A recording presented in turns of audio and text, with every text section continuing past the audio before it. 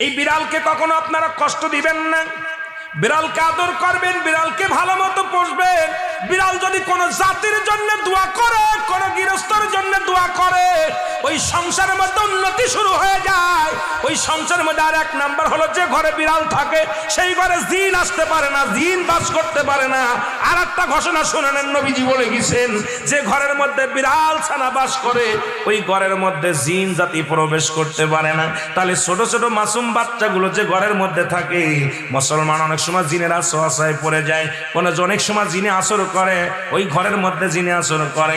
যে ঘরের মধ্যে বিড়ালকে আদর করে বিড়াল থাকে, ওই ঘরের মধ্যে বিলাই বিড়াল বিড়াল বিলাই বিলাই, এইটা যার ঘরের মধ্যে আছে এই ঘরের মধ্যে দুষ্ট জিনেরা আসতে পারে না। জোরে জোরে চিল্লায়া বলা যাবে না মারহাবা। একবার নবী সুলাইমান আলাইহিস সালাম শুনতে পাইলেন পাশের বাড়িতে একটা কুকুরকে কষ্ট দিয়ে বিষ